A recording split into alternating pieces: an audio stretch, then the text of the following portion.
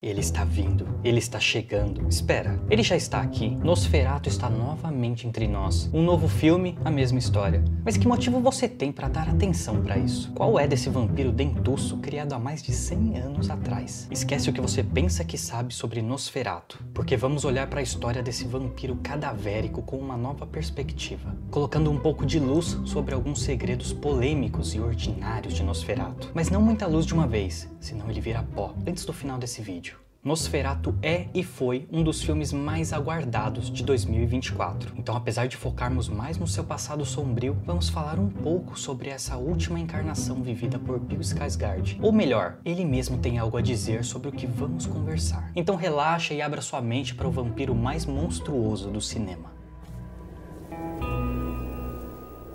Vamos começar tirando o cabrito da sala. Eu sei, você sabe, até os cachorros na rua sabem. Nosferatu é o plágio mais escrachado de toda a história. Mas olha só, você já reparou que apesar desse fato, o filme em si é praticamente um morto-vivo, tanto quanto o próprio Nosferatu? Esse plágio do Drácula foi sentenciado à destruição assim que viu a luz do sol. Suas cópias foram proibidas e quase todas destruídas, mas algumas poucas sobreviveram nas sombras e se espalharam pelo mundo, assim como o vírus do vampiro, e vez ou outra sai do túmulo para nos aterrorizar. E por falar em aterrorizar, até o próprio diretor de Nosferatu de 1922, Friedrich Wilhelm Murnau, teve dificuldades em encontrar seu repouso eterno. Anos após o lançamento do seu filme, Murnau veio a óbito em um acidente de carro. Seu túmulo foi profanado, seu crânio foi roubado para jamais ser encontrado e tão pouco responsável foi revelado. E bom, agora já temos um novo remake de Nosferatu, dessa vez encarnado no ator Bill Skarsgård. E aí eu te pergunto, você gosta dessa ideia? Eu sinceramente gosto, embora que o filme do Corvo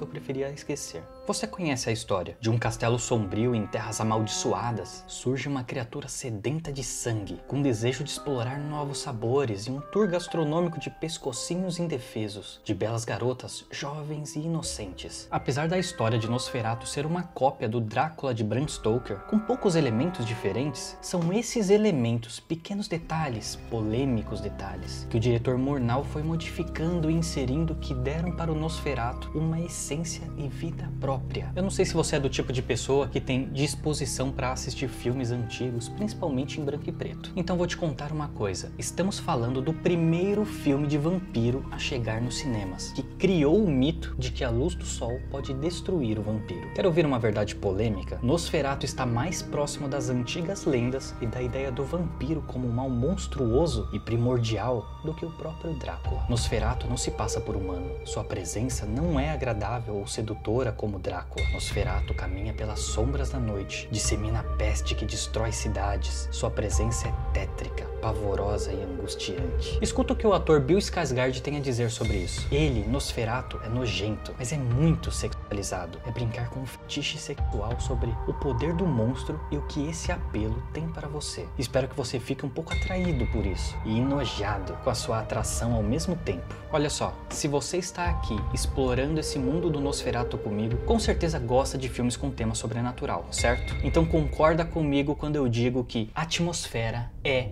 tudo, desde a trilha sonora ao ar de mistério e apreensão que a história cria, até a forma como se compõem as imagens, usando luz e sombra. Se prestarmos bastante atenção, às vezes até o silêncio fala. O verdadeiro horror que nos dá pesadelos não está em monstros pulando na tela da TV ou no mar de sangue e tripas que alguns filmes jogam na nossa cara. O que nos apavora de verdade são olhos na escuridão, sombras que se movem e criaturas que surgem nos cantos do nosso quarto à noite. Eu tô dando essa volta para chamar a sua atenção para um fato muito peculiar que existe em Nosferatu. Tanto no filme de 22 quanto no filme de 79, Nosferatu é um filme de terror onde aparece apenas uma única gota de sangue. Nessa cena que mistura o grotesco, mas também não deixa de soar engraçado quando o Conde fala: "Desde que eu ajude do jeito mais antigo que há no mundo", com uma chupada no dedo, e acaba dizendo: "Eu só queria ajudá-lo". "Só quis ajudá-lo". Nosferatu é o personagem que menos aparece, ainda assim sua presença é quase onipresente. E é desse tipo de atmosfera que eu tô falando. Além disso, você sabia que o castelo do Nosferatu é real? O filme de 1922 fez a morada do vampiro bem aqui, no Castelo Orava, na Eslováquia, que a propósito é aberto à visitação. Caso um dia você tenha a oportunidade de ir até lá conhecer, fica a dica. A partir daqui vamos tocar em alguns pontos um pouco sensíveis, talvez polêmicos, dependendo do seu ponto de vista. De forma geral, são mais questões de interpretação do que verdades concretas, entende? Então gostaria de saber sua opinião no final.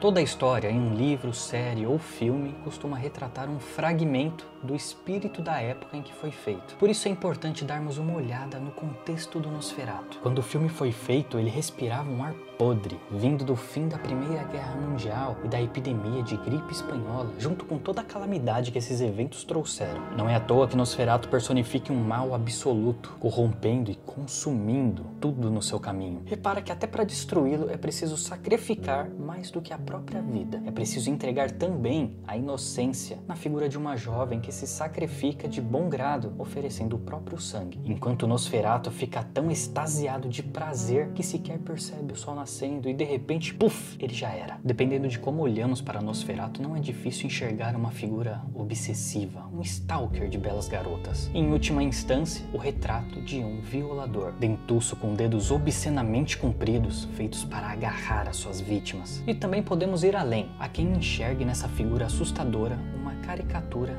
antissemita, uma criatura careca com olheiras e nariz grandes, com olhos que jamais piscam e dentes salientes como os de um rato, uma criatura avarenta, cheia de dinheiro, que fala uma língua estranha, enquanto sua presença faz os ratos se proliferarem e a peste negra se espalhar pelas cidades por onde Nosferatu passa, sugando o sangue das pessoas. Essas ideias supostamente seriam mais do que apenas uma forma que o diretor Murnau encontrou para diferenciar Nosferatu de Drácula, mas isso depende do seu ponto de vista. O que você acha?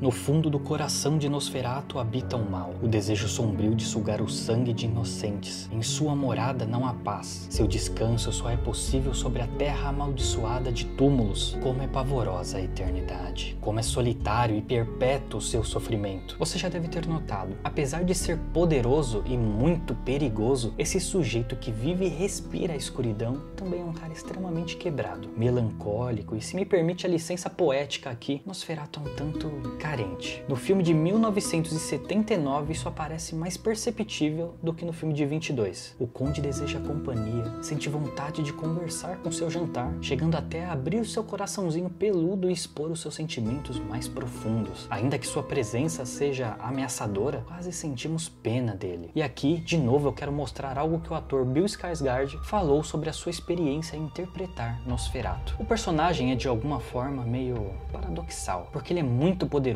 e exigente, mas há alguma fragilidade nele, porque ele é um cadáver. Então a voz precisa ser poderosa, mas ao mesmo tempo precisa haver fragilidade, até dor e sofrimento ao respirar e falar. Nosferatu, assim como Drácula de Bram Stoker, inspiraram uma geração de histórias de vampiros, sendo cada um o pai de uma vertente diferente. De um lado, uma prole de vampiros monstruosos e do outro, uma prole de vampiros humanizados, românticos, cheios de charme, e alguns até brilham no sol, não é? Agora pensa no seu vampiro preferido e me fala, ele é filho de qual pai? Esse assunto pode ser muito divertido e talvez renda um vídeo à parte aqui no canal, só pra falar disso. E pra fechar eu vou te fazer um apelo. Assiste aos filmes antigos do Nosferatu, não só esse novo remake. Não tenha preconceito com o filme branco e preto, porque você pode conhecer e se surpreender. Confesso que eu antigamente tinha certo preconceito, mas olha, vale a pena. Depois me conta nos comentários o que você acha desses filmes antigos. Eu quero saber, beleza? Então é isso.